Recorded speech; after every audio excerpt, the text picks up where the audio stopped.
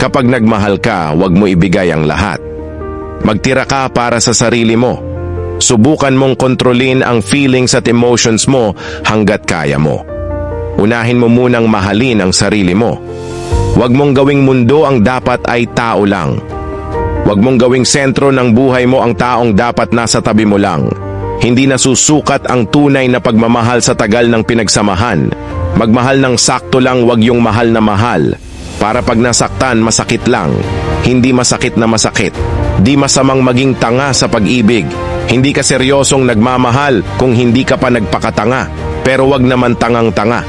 Alamin mo din ang halaga mo bilang isang tao. Karapatan mo ding maramdaman na mahalaga ka. Na mahal ka ng isang tao. Na importante ka. Hindi yung ikaw lang lagi ang magmamahal.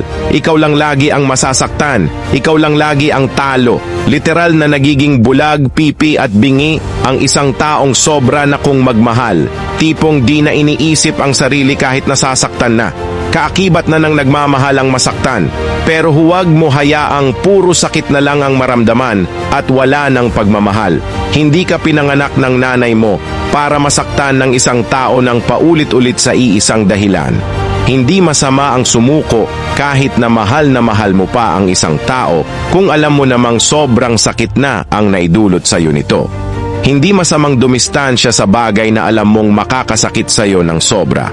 Hindi masamang magpahinga kung alam mong pagod ka na. Tandaan mo, pag nagmahal ka, sarili mo pa din dapat ang unahin mo, hindi ang ibang tao.